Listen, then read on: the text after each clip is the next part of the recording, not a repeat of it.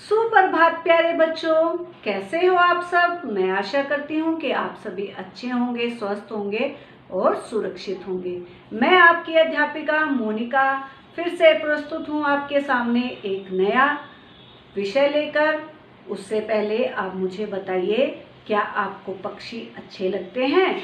पक्षियों में आपको क्या अच्छा लगता है? मुझे तो पक्षियों की तरह उड़ना, उनकी तरह चहचहाना अच्छा लगता है। अगर आपको भी तो मुझे ज़रूर बताइएगा। आज का हमारा विषय है हिंदी कक्षा 6 की वसंत की पाठ्य पुस्तक का पाठ नंबर 1। क्या है इस पाठ का नाम? इस पाठ का नाम है वह चिड़िया जो, और ये एक प्यारी सी कविता है। चलिए शुरू करते हैं आज की क्लास। कक्षा 6 हिंदी वसंत पाठ 1 वह चिड़िया जो। कवि हैं केदारनाथ अग्रवाल जी। वह चिड़िया जो चोंच मार दूध भरे झुंडी के दाने रुचि से रस्से खा लेती है, वह छोटी संतोषी चिड़िया नीले पंखों वाली मैं हूँ, मुझे अन्न से बहुत प्यार है। प्यारे बच्चों, ये कविता का पहला पद्यांश है। जब भी हम कविता पढ़ते हैं तो हमें उसका सरलार्थ करना होता है। सरलार्थ यानी कि हमने क्या समझा। उससे पहले हम प्रसंग लिखते हैं। कैसे लिखना होता है? इसमें आपको बताना होता है कि ये पद्यांश आपने कहाँ से लिया है और इसके कवि कौन है और इसमें क्या बताया गया है। तो अब आपकी स्क्रीन पर आपको दिखाई दे रहा होगा प्रसंग। प्रस्तुत पंक्तियां हमारी हिंदी की पाठ्य पुस्तक वसंत भाग 1 कविता वह चिड़िया जो से ली गई है। इसके कवि श्री केदारनाथ अग्रवाल जी हैं। इस कविता में उन्होंने नीले पंखों वाली छोटी चिड़िया के स्वभाव के बारे में हमें बताया है। प्यारे बच्चों, जो भी मुख्य चीजें होती हैं उनको अंडरलाइन या कोमे में हमें लिखना चाहिए ताकि वो हाईलाइट हो, हमें दिखे। चलिए अब करते हैं शब्दार्थ। प्रथम पद में कवि एक नीले पंखों वाली छोटी चिड़िया का उल्लेख करते हुए हमें बता रहे हैं कि यह चिड़िया बहुत ही संतोषी है तथा उसे अन्न से बहुत प्यार है। वह दूध से भरे ज्वार के दानों को बहुत ही रुचि से और रस लेकर खाती है। अर्थात कवि इस पद के माध्यम से स्वयं के संतोषी होने तथा अन्न के महत्व के बारे में बता रहे हैं। प्यारे बच्चों, जो दूध भरे ज्वार के दाने हैं वो कैसे हैं? जब ज्वार के दाने कच्चे होते हैं तो उनके अंदर रस भरा होता है जो कि सफेद रंग का निकलता है, इसलिए उन्हें दूध भरे ज्वार के दाने बोला गया है। चलिए अगला पद देखते हैं। अगला पद है वह चिड़िया जो कंठ खोलकर बूढ़े बन बाबा की खातिर रस उड़ेल कर गा लेती है, वह छोटी मुंह बोली चिड़िया नीले पंखों वाली मैं हूँ, मुझे विजन से बहुत प्यार है। तो अब हमने दूसरा पद पढ़ा, फिर से इसके लिए हम प्रसंग लिखेंगे। आपकी स्क्रीन पर है जो कि इसमें पहली 2 लाइनें सब में वही रहेंगी क्योंकि एक ही कविता से लिया गया है। प्रस्तुत पंक्तियां हमारी हिंदी की पाठ्य पुस्तक वसंत भाग 1 की कविता वह चिड़िया जो से ली गई है। इसके कवि श्री केदारनाथ जी हैं। इस कविता में उन्होंने नीले पंखों वाली छोटी चिड़िया के स्वभाव के बारे में हमें बताया है कि वह इसे एकांत में से बहुत प्यार है। चलिए अब जानते हैं इस पद का सरलार्थ। द्वितीय पद में कवि बता रहे हैं कि इस नन्ही चिड़िया को उस वन से भी बहुत प्यार है जिसमें वह रहती है तथा अपने बूढ़े बन बाबा क्यों बोले? क्योंकि वन जो है वो बहुत पुराना है, इसलिए उसे बूढ़े बाबा की उपाधि दी गई है और उसके वृक्षों के लिए वह अपने मीठे कंठ से मधुर और सुरीला गीत गाती है। उसे एकांत में रहना पसंद है तथा वह प्रकृति के साथ इस गीत का अकेले में ही आनंद लेना चाहती है। चलिए अगला पद्यांश देखते हैं। यह इस कविता का अंतिम पद है। चलिए देखते हैं। वह चिड़िया जो चोंच मार कर चढ़ी नदी का दिल टटोल कर जल का मोती ले जाती है, वह छोटी गर्बीली चिड़िया नीले पंखों वाली मैं हूँ, मुझे नदी से बहुत प्यार है।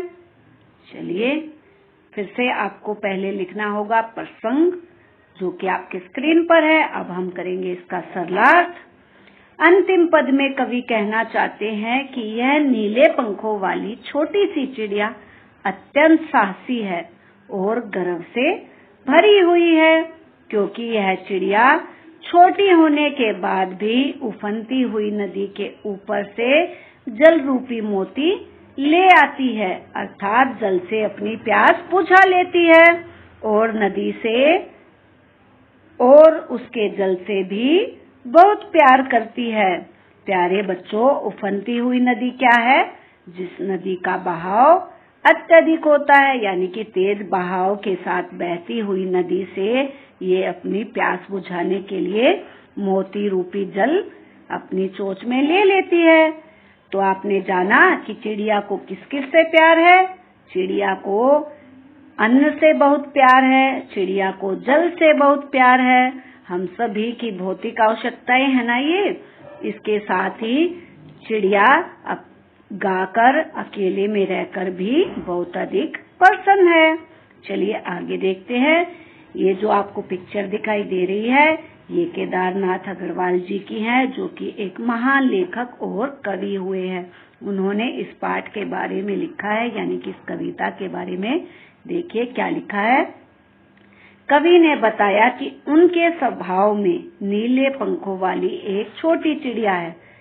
उनके स्वभाव से आप समझे, वो स्वभाव के बारे में बता रहे हैं।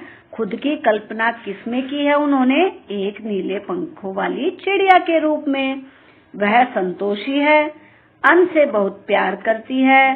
वह अकेलेपन के साथ कंठ खोलकर पुराने घने वन में बेरोक गाती है, मुंह बोली है, एकांत में भी उमंग में रहती है। वह उफनती नदी के विषय में जानकर भी जल की मोटी सी बूंद को चोंच में भर लेती है। उसे समय पर गर्व है, वह साहसी है, उसे नदी से लगाव है। कवि ने अपने भीतर की कल्पित चिड़िया के माध्यम से मनुष्य के महत्वपूर्ण गुणों को उजागर किया है। तो प्यारे बच्चों, अब आपको इस कविता का सरलार्थ और भाव समझ आया। इसके साथ ही इसको आपको सस्वर वाचन करना भी आना चाहिए, यानी कि लयपूर्वक रूप में गाना। चलिए अब देखते हैं इससे आगे। अब है आपके प्रश्न उत्तर कविता से। कविता पढ़कर तुम्हारे मन में चिड़िया का जो चित्र उभरा है, उस चित्र को कागज पर बनाओ। तो हमें क्या पता चला था इसको पढ़ के कि चिड़िया बहुत साहसी है, वो नीले पंखों वाली है। तो आप कोई भी पिक्चर बना सकते हैं, तस्वीर बना सकते हैं, जो भी आपके दिमाग में आती है। मैंने उदाहरण के रूप में 2 तस्वीरें आपकी स्क्रीन पर लगा दी हैं। आप कोई भी नीले पंखों वाली चिड़िया बना सकते हैं। चलिए अगला प्रश्न देखते हैं। तुम्हें कविता का कोई और शीर्षक देना हो तो तुम क्या शीर्षक दोगे? उपरोक्त शीर्षक सोचकर लिखो। प्यारे बच्चों, ये सभी आपको अपनी इच्छा से लिखना है। मैंने उदाहरण के रूप में आपको कुछ नाम बताए हैं, क्योंकि ये आपकी कल्पना शक्ति के विकास के लिए है। तो आप खुद से चिड़िया का कोई भी शीर्षक क्या होता है? विषय का नाम। जैसे क्या था इस विषय का नाम? वह चिड़िया जो। इससे अलग आप जो भी नाम देना चाहते हैं वो आप लिख सकते हैं। जैसे हमने लिखा, अगर हमें इस कविता का कोई और शीर्षक देना हो तो हम इसे चहचहाती नन्ही चिड़िया शीर्षक देंगे, या नीले पंखों वाली चिड़िया, साहसी चिड़िया, छोटी चिड़िया, कोई भी आप नाम दे सकते हैं इनसे अलग भी। चलिए अगला प्रश्न देखते हैं। इस कविता के आधार पर बताओ कि चिड़िया को किन किन चीजों से प्यार है। प्यारे बच्चों, हमने जाना था ना पाठ में कि चिड़िया को किन से प्यार है। इस कविता के आधार पर नन्ही चिड़िया को खेतों में लगे जौ बाजरे की फलियों से, वन से, एकांत से तथा जिस नदी से वह ठंडा पानी पीती है उससे बहुत प्यार है। चलिए अगला प्रश्न देखते हैं। इस प्रश्न में आपको आशय स्पष्ट करना है। रस उड़ेल कर गा लेती है, ये एक कविता की पंक्ति है जिसका आशय आपको बताना है। चलिए इसका आशय देखते हैं। इस पंक्ति का आशय यह है कि चिड़िया खुश होकर गाने लगती है। उसके गाने में इतना मीठापन है कि वह जो गाती है तो ऐसा लगता है जैसे उसने वातावरण में मीठा रस खोल दिया है। अगला है, चढ़ी नदी का दिल टटोलकर जल का मोती ले जाती है। इसका भी आपको आशय ही स्पष्ट करना है। इस पंक्ति का आशय यह है कि चिड़िया साहसी है। वह यूं ही बहती नदी से जल लेकर अपनी प्यास नहीं बुझाती, बल्कि उफनती हुई नदी के बीच से जल की बूंद रूपी मोती लेती है। इसी के साथ वह नदी की भावनाओं का भी ध्यान रखकर उसका मन टटोलकर उसके जल से अपनी प्यास बुझाती है। चलिए देखते हैं। आगे है अनुमान और कल्पना। इन प्रश्नों को आप अपने अनुमान और कल्पना से हल कर सकते हैं। यह बहुत ही आसान है। आप इनको ध्यान पूर्वक पढ़े, आपको समझ आ जाएगा। जैसे कि पहला प्रश्न क्या है, कवि ने नीली चिड़िया का नाम नहीं बताया, वह कौन सी चिड़िया रही होगी। इसका उत्तर जानने के लिए इन्होंने बताया है कि सलीम अली की पुस्तक भारतीय पक्षी में आप देख सकते हैं, नीचे कुछ नीली चिड़िया के नाम भी दिए हुए हैं। मेरे अनुसार मुझे लगता है कि कवि खुद को नीलकंठ समझते होंगे। आपने नीलकंठ देखा है? ये सभी पक्षियों में नीला रंग है जो कि आपके स्क्रीन पर है। चलिए आगे देखते हैं। आगे इसमें एक प्रश्न दिया गया है, नीचे कुछ पक्षियों के नाम दिए गए हैं, उनमें यदि कोई पक्षी एक से अधिक रंग का है तो लिखो कि उनके किस हिस्से का रंग कैसा है। जैसे तोते की चोंच लाल है, शरीर हरा है। मैना, कौवा, बत्तख, कबूतर के बारे में आपको लिखना है। तो मैना यह हल्के काले रंग की होती है और इसके पंजे दूसरे रंग के होते हैं। कौवा यह काले रंग का होता है, इसमें पंख कहीं हल्के तो कहीं गहरे रंग के होते हैं। अब बत्तख के बारे में लिखना है। आप ये सब पक्षियों की तस्वीर देख के खुद से भी उत्तर लिख सकते हैं। बत्तख की चोंच और पांव हल्के पीले रंग के होते हैं। वह पूरा शरीर सफेद पंखों से ढका होता है। कबूतर यह सलेटी रंग का पक्षी होता है जिसकी आंखें लाल और पांव गुलाबी रंग के होते हैं। इसकी गर्दन पर हल्का संतरी निशान भी होता है। चलिए आगे देखते हैं। अब हम बात करेंगे भाषा की बात। इसमें जो है व्याकरण वाला पोर्शन दिया होता है। तो इस पाठ में भाषा की बात में हम क्या सीखेंगे, चलिए जानते हैं। देखिए नंबर 1, पंखों वाली चिड़िया, ऊपर वाली दराज। अब ऐसे ही इसको बदल के क्या किया गया है, नीले पंखों वाली चिड़िया। ऊपर पंखों वाली चिड़िया है, नीचे नीले पंखों वाली चिड़िया है। ऊपर वाली दराज, सबसे ऊपर वाली दराज। यहाँ रेखांकित शब्द विशेषण का काम कर रहे हैं। ये शब्द चिड़िया और दराज संज्ञाओं की विशेषता बता रहे हैं। प्यारे बच्चों, आपको संज्ञा तो आती ही होगी। संज्ञा शब्दों की विशेषता बताने वाले शब्द क्या कहलाते हैं, विशेषण। अतः रेखांकित शब्द विशेषण है और चिड़िया, दराज विशेष्य है, यानी कि जिसकी विशेषता बताई जाती है वे विशेष्य होते हैं। यहाँ वाला वाली जोड़कर बनने वाले कुछ विशेषण दिए गए हैं। ऊपर दिए गए उदाहरणों की तरह इनके आगे एक एक शब्द, एक एक विशेषण और जोड़ो। प्यारे बच्चों, आपको समझ आया क्या है विशेषण? संज्ञा शब्दों की विशेषता बताने वाले शब्दों को क्या कहते हैं? विशेषण। और जो हमें नीचे शब्द दिए गए हैं, इनके आगे आपको विशेषण लगाना है। क्या है? मोरों वाला बाग। तो हम इनको क्या लिख सकते हैं? सफेद मोरों वाला बाग। आप देखिए स्क्रीन पर। पेड़ों वाला घर, हरे भरे पेड़ों वाला घर। फूलों वाली क्यारी, लाल फूलों वाली क्यारी, पीले फूलों वाली क्यारी।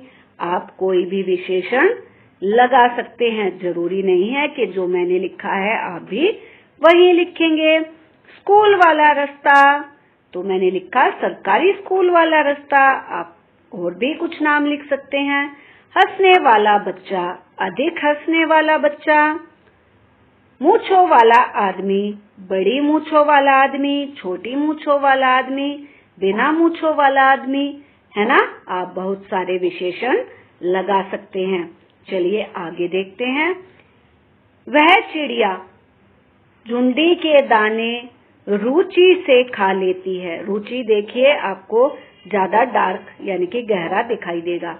आगे है वह चिड़िया रस उड़ेल कर गा लेती है। कविता की इन पंक्तियों में मोटे छपे वाले शब्दों को ध्यान से पढ़ो। कौन से मोटे छपे हैं? रुचि से, रस उड़ेल कर, ये मोटे छपे हुए हैं। पहले वाक्य में रुचि से खाने के ढंग की और दूसरे वाक्य में रस उड़ेल कर गाने के ढंग की विशेषता बता रहे हैं। अतः ये दोनों क्रिया विशेषण हैं। नीचे दिए गए वाक्यों में कार्य के ढंग या रीति से संबंधित कार्य विशेषण छांटो। अब इन्होंने हमें समझाया कि कार्य विशेषण क्या है। कार्य की विशेषता बताने वाले शब्द क्रिया विशेषण है। तो नीचे कुछ आपको वाक्य दिए गए हैं जिसमें आपको क्रिया विशेषण छांटना है। क्या है? सलोनी जल्दी जल्दी मुंह में लड्डू ठूसने लगी। देखिए जल्दी जल्दी क्या है? क्रिया विशेषण। अगला है गेंद लुढ़कती हुई झाड़ियों में चली गई। कैसे गई है गेंद? लुढ़कती हुई। तो ये क्या होगा? क्रिया विशेषण। भूकंप के बाद जनजीवन धीरे धीरे सामान्य होने लगा। तो धीरे धीरे यहाँ पे क्या है? क्रिया विशेषण। कोई सफेद सी चीज थप से आंगन में गिरी। तो थप से क्या है? क्रिया विशेषण। टॉमी फुर्ती से चोरों पर झपटा। फुर्ती से। ऐसे ही तेजिंदर सहम कर कोने में बैठ गया। कैसे बैठा है? सहम कर। तो ये है क्रिया विशेषण। आज अचानक ठंड बढ़ गई है। अचानक क्या है? क्रिया विशेषण। प्यारे बच्चों, इस पाठ में, इस कविता में हमने कविता के सरलार्थ को जाना कि कवि हमें साहसी, धैर्यवान, संतोषी होने की प्रेरणा दे रहा है और एकांत में भी खुश और मगन रहने की प्रेरणा दे रहे हैं। इसके साथ ही हमने अनुमान लगाना सीखा, कल्पना करनी सीखी और क्रिया विशेषण तथा विशेषण शब्दों को सीखा। मैं उम्मीद करती हूँ कि आपको सब अच्छे से समझ आया होगा। आप इसका अभ्यास अवश्य ही करते रहिए। मिलते हैं नेक्स्ट वीडियो में। तब तक अपना ध्यान रखिए। आज की प्रस्तुति देखने के लिए आप सभी का धन्यवाद।